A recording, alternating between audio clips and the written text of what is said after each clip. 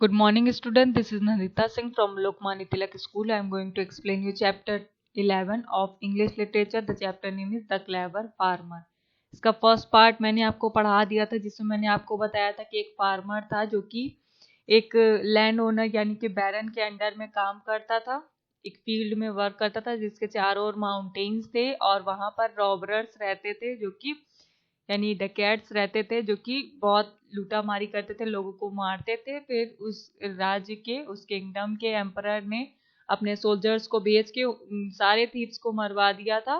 फिर उसके बाद एक दिन फार्मर वहां पर काम कर रहा था तो जमीन में खोदते समय उसे a pack of gold coins मिलता है। फिर वो उसको देख करके इतना खुश हो जाता है, टाइम का उसको अंदाजा नहीं रहता और अंधेरा हो जाता है। फिर उसको डर लगने लगता है कि अगर मैं इसको लेकर के जाऊंगा तो ये मेरे लिए बहुत खतरा होगा। फिर वो उसको ये पता होता है कि वो जिसकी जमीन पर काम कर रहा है, अगर उसको वहां पर जो भी कुछ मिलता है उसको उस लैंड ओनर को हैंड ओवर करना पड़ेगा। तो इस बात से वो बहुत दुखी हो जाता है। यहाँ तक मैंने पढ़ाया था गोल्ड तक। उसका ये सोचना होता है कि एक ऐसे पर्सन को गोल्ड और मनी देना जिसके पास ऑलरेडी बहुत सारा पैसा और सोना है, तो ये बात फेयर नहीं है और इस बात से वो बहुत दुखी हो जाता है। फिर इसके आगे देखेंगे आज क्या है स्टोरी में। Although he realized the risk he would be taking, Peter decided to keep the gold coins for himself. जबकि वो जानता था कि उस गोल्ड कॉइन्स को रखना एक उसके लिए रिस्क था बहुत बड़ा, क्योंकि लैंड ओनर को अगर पता चल जाता तो उसको पनिशमेंट मिलती। फिर भी ये सब जानते हुए भी वो गोल्ड कॉइन्स को अपने पास रख लेता है। He would never tell anyone about his good luck. और वो अपने गुड लक के बारे में किसी को नहीं बताता है। वो ये डिसाइड करता है कि वो अपने इस गुड लक के बारे में, गोल्ड कॉइन्स के बारे में किसी को नहीं बताएगा।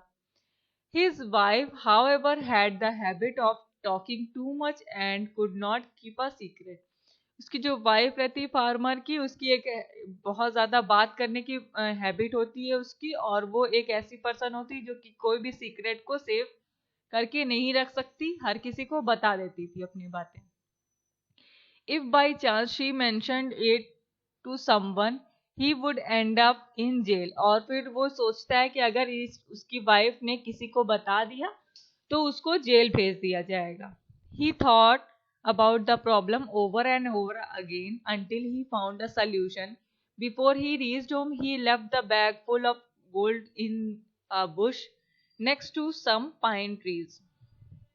और फिर उस प्रॉब्लम के बारे में वो बहुत सोचता है, फिर उसको एक सल्यूशन मिलता है।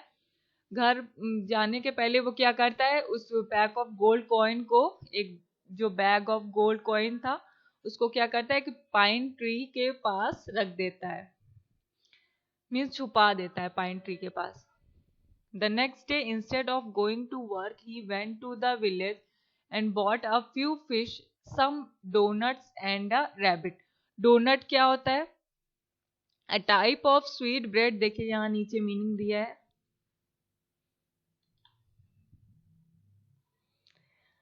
A type of sweet bread with a hole in the centre. एक स्वीट ब्रेड जिसके बीच में जिसके सेंटर में एक होल होता है उसको कहते हैं डोनट्स। तो वो क्या करता है? Good morning ma'am. Good morning बेटा, continue the class. Next day वो क्या करता है कि काम पर जाने के बजाय ही went to the village and bought a few fish. और वो काम पर जाने के पहले नेक्स्ट डे क्या करता है, गांव जाता है, विलेज में जाता है और कुछ फ्यू फिश यानी कि एक फ्यू फिश खरीद बॉट अ फ्यू फिश, कुछ फिशेस खरीदता है, कुछ डोनट्स खरीदता है और एक रैबिट खरीदता है। In the afternoon he went home and called to his wife, get your basket and come with me. और जब दोपहर में, आफ्टरनून में वो जब अपने घर जाता है तो अपनी वाइफ से कहता है कि अपना बास्केट ले लो और मेरे साथ आओ। Yesterday it rain and the woods are full of mushrooms.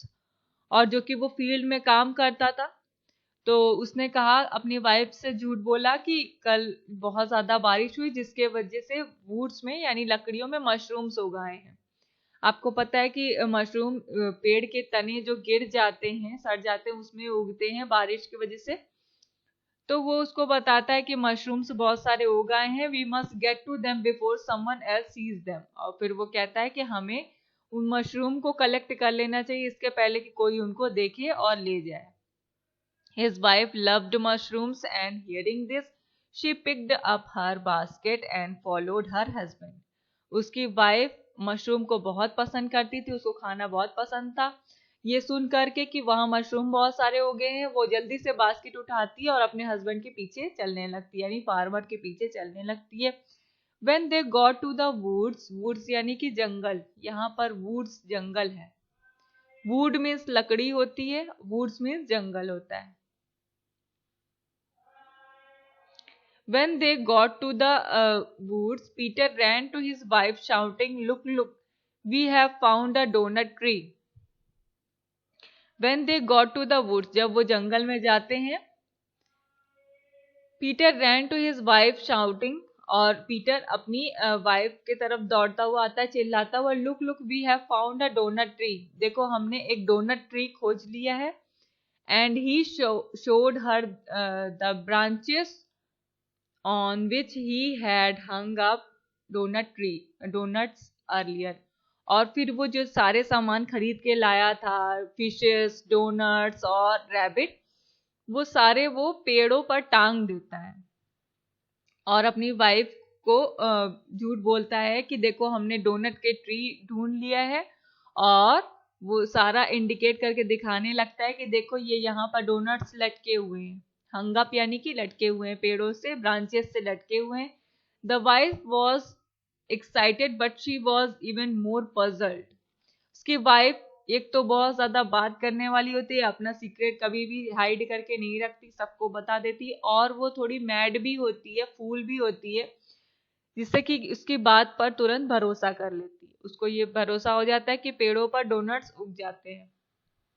The wife was excited but she was even more puzzled. उसकी वाइफ जो होती है बहुत एक्साइटेड हो जाती है, लेकिन एक पजल भी हो जाती है कि instead of mushrooms she found nice fresh fish in the grass. Peter laughed happily. और फिर वो पजल्ड हो जाती है, उसका माइंड पजल्ड हो जाता है ये सोच के कि उसके मशरूम के बजाय नाइस फ्रेश यानी कि फ्रेश फिश मिल जाती है, और बहुत सारा सामान उसको पेड़ पर लटका हुआ मिल जाता है। He said, "today is our lucky day. My grandfather always said that everyone has one lucky day in his life. और फिर फार्मर क्या कहता है, पीटर क्या कहता है कि आज हमारा लकी डे है। मेरे ग्रैंडफादर हमेशा कहते थे कि हर एक पर्सन का एक लकी डे उसकी लाइफ में जरूर आता है। And today seems to be ours, और आज हमारा लकी डे है। We might even find a treasure, हम एक खजाना भी हमें मिल सकता है आज के दिन, क्योंकि आज हमारा लकी डे है। He pretend to be very very very happy at their good fortune. और फिर वो प्रिटेंड करने लगता है कि वो अचानक से इन सारी चीजों को देख के बहुत खुश हो गया, जबकि वो खुद जा करके पेड़ पर टांगता है।